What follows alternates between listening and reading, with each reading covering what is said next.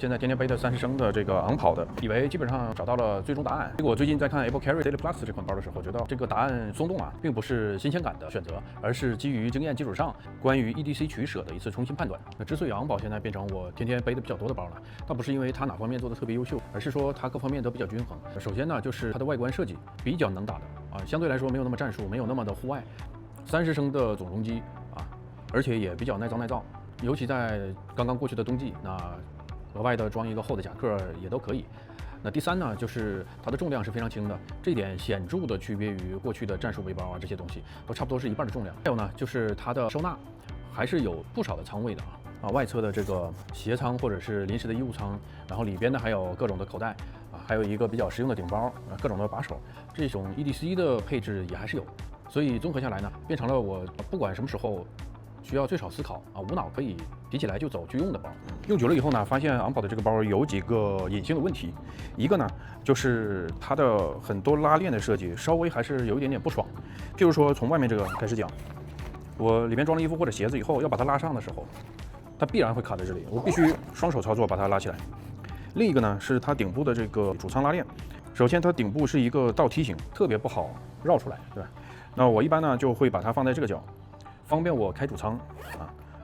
打开顶部里面掏东西。但你看我关上的时候呢，基本每次都要绕一下。这个地方拉链这里又有一个接近于直角，所以我还要双手去拉开，去找里面的东西。那合上的时候呢，也是到这里它就停止了，我还要双手把它很细致的把它对齐，放在这个夹角。还有一个问题呢，是它的容积其实还是有点超出我的日常使用了。日常我的包基本上都是半空的状态。还有一些什么小的问题呢？就是尤其是外侧快取的仓位只有一个口袋。比如说我如果放了一个太阳镜，再放类似于这种 EDC 工具或者是手电硬质的东西，就会划伤。还有一个比较显著的问题呢，它大概率会下滑到这个位置，有可能是我肩膀的问题，也有可能是这个包重心设计的问题。那这个 Daily Plus 这款包为什么会勾引到我呢？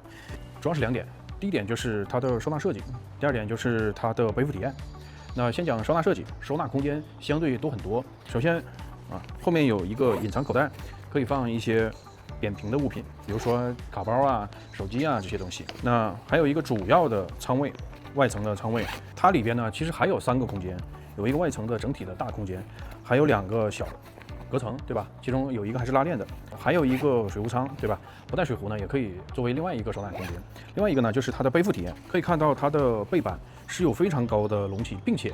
它是正好涉及到比较窄的2条对应我们后背2条隆起的肌肉，这样整个包跟我们整个身体接触的面积相对就会比较小。在天热的时候，这款包更加的舒适，并且它有几个中空的几个通道，可以更加促进空气流通。而且它这个背板的支撑也相对比较好，相对硬质一些，那背起来的体验也会更好。它的肩带设计和重心调节就明显的好于昂跑。你看我单肩背它，它自动是停在我后背的一侧啊，垂直状态，而不是90度歪下来，它并没有那么容易啊，这一点就非常舒服啊。它整体的重心也是比较靠上的。还有它的容积呢，整体是21升，也比较符合我日常使用的装载需求，可能差不多是有一个1/5的这个富裕空间，所以这款包呢还是比较符合我的使用需求的。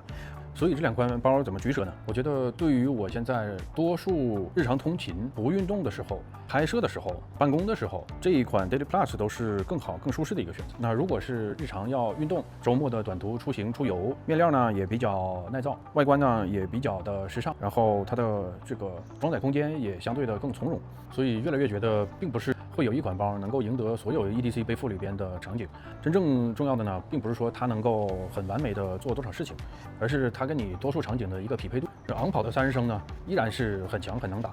但是呢，确实是应该把它回归到它合理的定位。那 Daily Plus 这款包呢，确实是让我重新的思考每天具体真正应该背的是哪些东西，怎样才是更聪明的收纳。至于 Apple Carry 这条线里边更大的一款包 Max EDC 会不会是另外一个答案？那下一次我们再把 Daily Plus 跟 Max EDC 做一个对比和选择。